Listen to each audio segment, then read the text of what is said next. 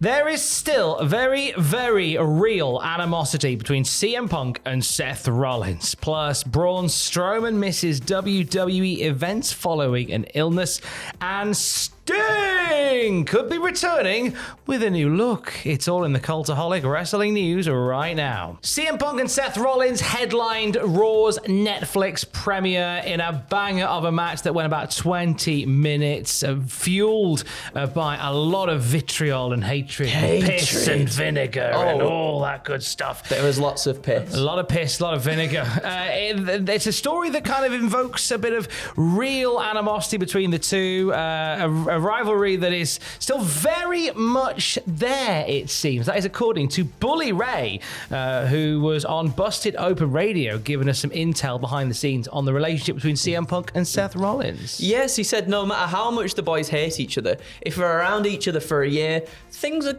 gonna kind of subside. Our professionalism kicks in. We're not best friends, but we're on a hello and goodbye basis. Cordial, professional courtesy. The word that I got from a very, very, very trusted friend and confidant within WWE was these two guys, although maintaining the utmost levels of professionalism, do not like each other to this day. Seth Rollins does not like CM Punk at all, and Punk can't stand what Rollins has turned into. There is very, very real animosity.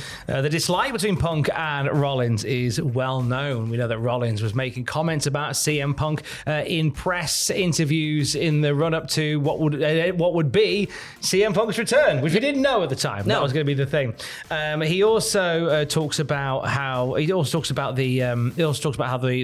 way that Rollins reacted to CM Punk's arrival at Survivor Series. That was something that was also quite rooted in reality as well. Absolutely, yeah. And I think someone recently unearthed the tweets as well from 2019 where Seth Rollins was just like, fight me, CM Punk. Just out of the blue. Just fight me, CM Punk. Just do it. Now, it's got to be noted that this is being taken with a little pinch of salt. Bully Ray very much on good terms with WWE at the moment. How much of this is amping up the storyline between Punk and Rollins, we don't quite know, but from all accounts, it seems that Rollins and Punk are very much at loggerheads whilst maintaining a professional conduct within WWE. Of course, yeah. Also worth noting that in an interview with Chris Van Vliet, Seth Rollins revealed that he had reached out to CM Punk a few times over the years to see if he was interested in a return to WWE, which is a return that we only recently saw as well.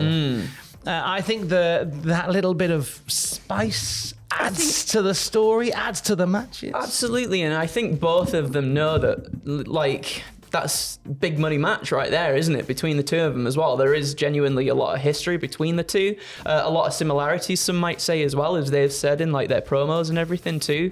And you'd still, even if you are maintaining that professionalism, I think you still want that sort of that little grasp of realness and reality and rawness to it, for lack of a better word. Rawness, right there, because it happened on Raw, you see. You dafty. Say what didn't happen on Raw, an appearance by Braun Strowman, or on SmackDown. Conspicuous by his absence recently. What do we know about Braun? So he's been off WWE TV recently. He's revealed on Instagram why, though. He said 2025 has been off to a rough start for me. I picked up some kind of bug last week and it had absolutely wiped my ass.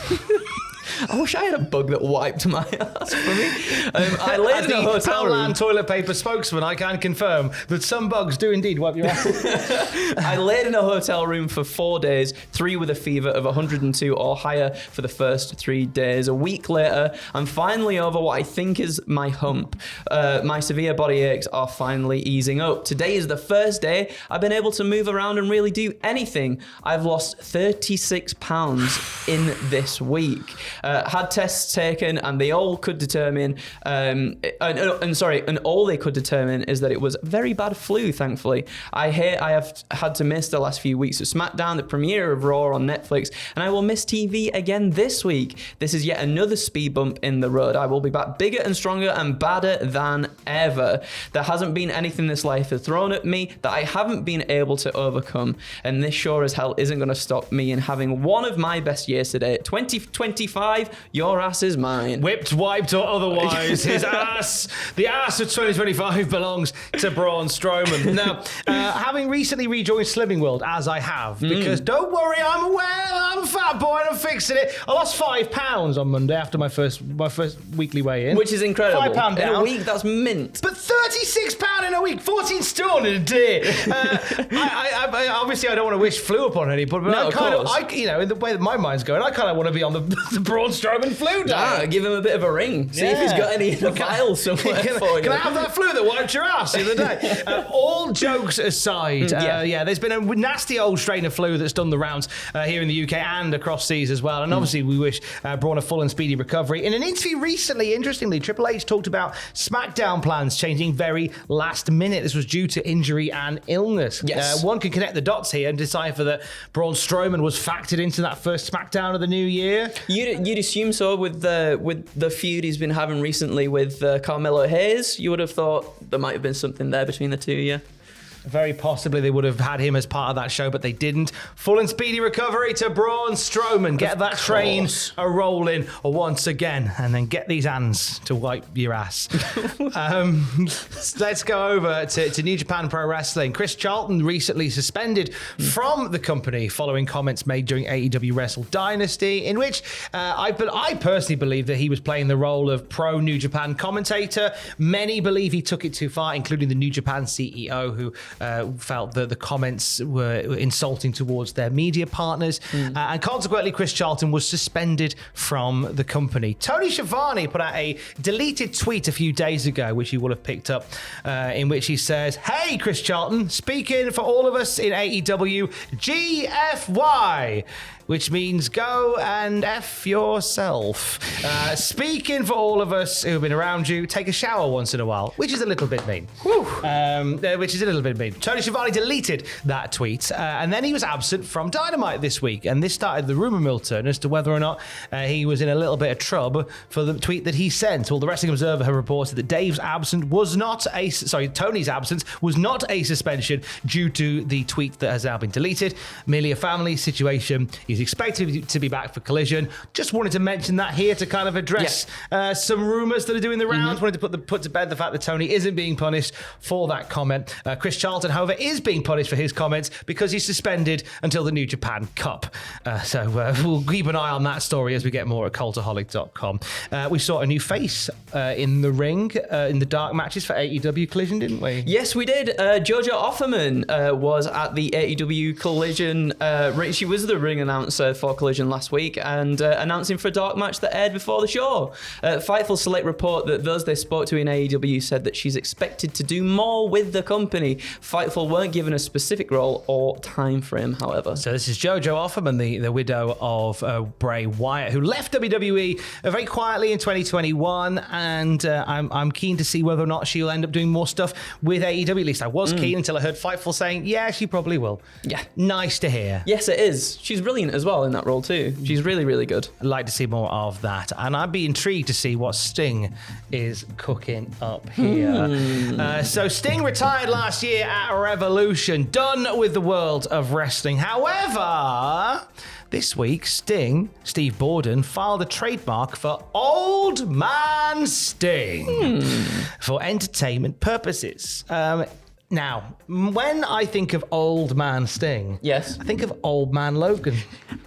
I'm so glad you said that because I've literally been sitting there whilst reading this document beforehand and being like, it's just giving me Old Man Logan vibes. My thought process behind this is obviously in the comic Old Man Logan, it's like an alternate version of the Marvel Universe in which the world and the US has been divided up into these sort of states where supervillains like roam the whole entire thing. They just rule an iron fist over everybody, and they're like killing off superheroes, and then the rest of them have to like live in hiding and stuff like that. And I was thinking, if what the Death Riders are doing, in some cases trying to actually kill off wrestlers by putting bags over their heads, Windex cleaner down people's throats and stuff, and they're trying to get rid of all these people and this, that, and the other, and then maybe Sting is like one of the ones who's before said, like, I'm done, I'm not going back to that kind of life of wrestling or whatever, but then these specific individuals are trying to coax that, or at least doing things that then make him think, guess what, I think I might have to don the bat once more times. Maybe possible. I don't know whether we see it as a match with Sting, but certainly see him as a figurehead that rises up against the Death Riders. Love the idea of, in my head, it's the face mask, it's the face paint of Sting, but as he does when he's off TV and retired, he lets his hair go grey, his natural colour, slicked back and grey. Yeah. Maybe a beard over the face paint? What do you reckon? Alter the face paint so you can adapt the beard. Like Old Man Logan, we could have him sat on like a rocking chair at the top of the ramp, just with his head down, like a hat over it. He's got like a blanket over his legs, and under that blanket, shotgun. Yes! This is how we end the Death Riders. There you Done. go. Done. Box ticked.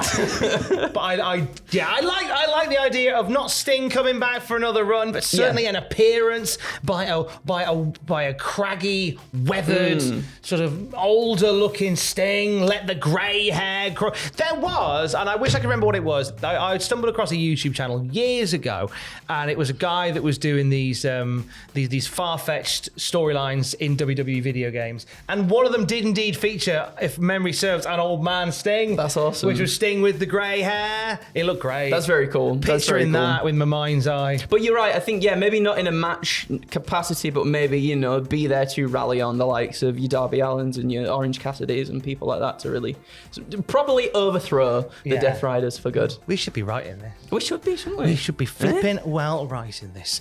For the very latest wrestling news at any time, you can check out Cultaholic.com. Keys. I love you, bye.